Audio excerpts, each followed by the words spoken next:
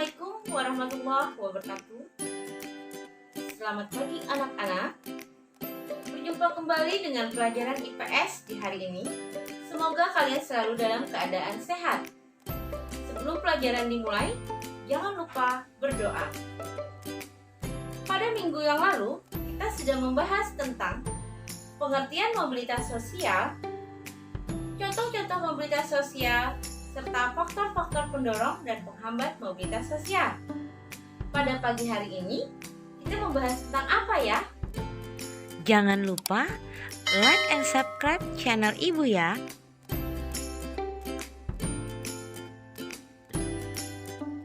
Pada hari ini, materi yang akan kita pelajari adalah 1. Tentang saluran-saluran mobilitas sosial. 2. Dampak mobilitas sosial. Marilah satu persatu kita bahas. Mengapa sih kita mempelajarinya? Diharapkan kalian nanti setelah pembelajaran dapat menjelaskan saluran-saluran mobilitas sosial serta menganalisis dampak mobilitas sosial tersebut. Ada beberapa saluran-saluran mobilitas sosial, yaitu pertama, angkatan bersenjata, kedua, lembaga keagamaan, ketiga, lembaga pendidikan, keempat, organisasi politik, kelima, organisasi ekonomi, keenam, organisasi keahlian. Nah, selanjutnya kita akan membahas satu persatu mengenai saluran-saluran mobilitas sosial ini. Angkatan bersenjata.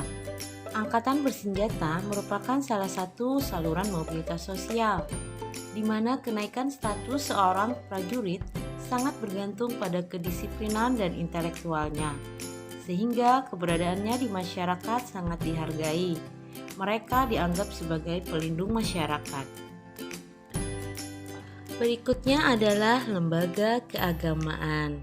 Lembaga keagamaan juga merupakan saluran mobilitas sosial yang bisa mengangkat status sosial seseorang karena para tokoh agama mempunyai kedudukan yang terhormat di dalam masyarakat. Mereka sering memberikan nasihat keagamaan sehingga keberadaan tokoh agama sangatlah dihargai oleh masyarakat. Lembaga pendidikan. Pendidikan merupakan salah satu saluran mobilitas vertikal yang sangat sering digunakan karena melalui pendidikan orang dapat mengubah statusnya. Contohnya adalah Reni, anak tukang beca, yang berkat kegigihan dan keuletannya, Reni berhasil kuliah S3 di luar negeri dan menjadi orang yang sukses sehingga meningkatkan status sosialnya. Nah, saluran mobilitas berikutnya adalah organisasi politik. Banyak contoh orang yang meniti perjuangan karir di organisasi politik dari tingkat rendah sampai tingkat tinggi. Contohnya adalah SBY atau Susilo Bambang Yudhoyono yang menjadi presiden melalui organisasi politik di Partai Demokrat, atau yang sekarang menjadi presiden kita. Siapa ya? Ya, Bapak Joko Widodo juga menjadi presiden melalui partai politik PDI Perjuangan. Berikutnya adalah organisasi ekonomi. Organisasi ekonomi dapat bergerak di bidang perusahaan ataupun jasa. Organisasi ini umumnya memberikan kesempatan seluas-luasnya bagi seseorang untuk mencapai mobilitas vertikal. Koperasi merupakan salah satu organisasi ekonomi di mana koperasi bertujuan mensejahterakan anggotanya.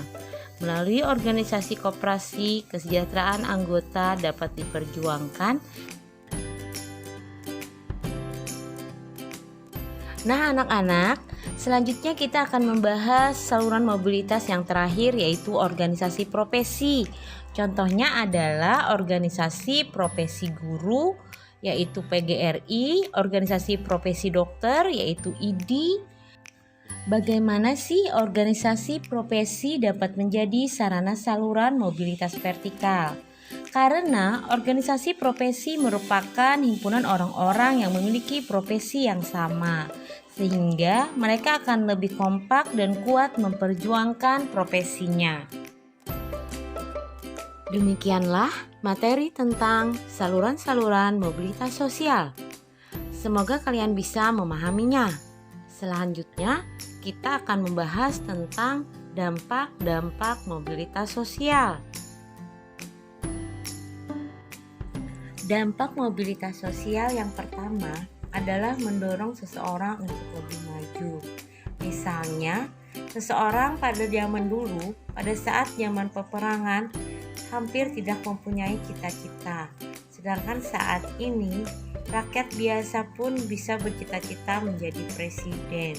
Sedangkan dampak positif yang kedua adalah mempercepat perubahan sosial, di mana dengan adanya orang-orang yang maju, maka muncullah teknologi-teknologi yang mengakibatkan kemajuan dalam perubahan sosial.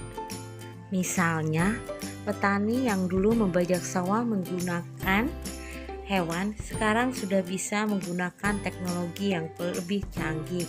Nah, ini mendorong terjadinya perubahan sosial.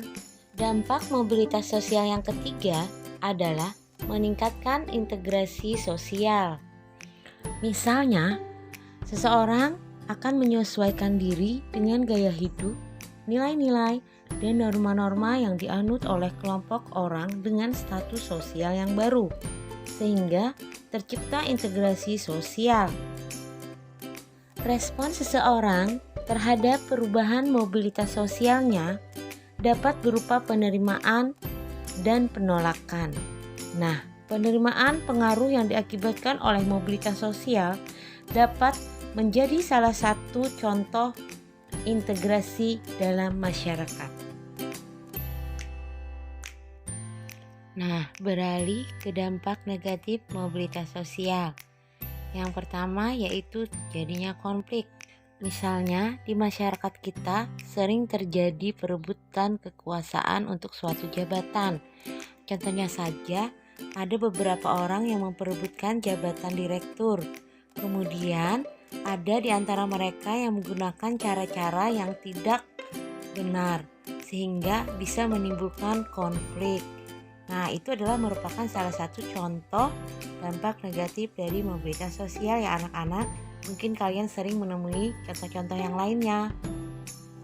Mobilitas sosial juga bisa berdampak mengakibatkan gangguan psikologis terhadap seseorang.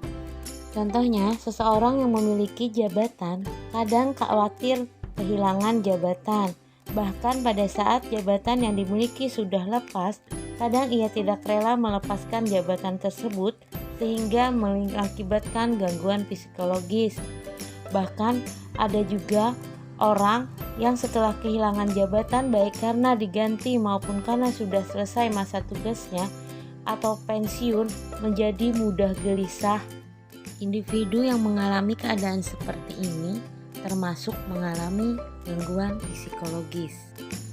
Demikianlah pembelajaran Ibu pada hari ini, yaitu tentang saluran-saluran dan dampak-dampak mobilitas sosial.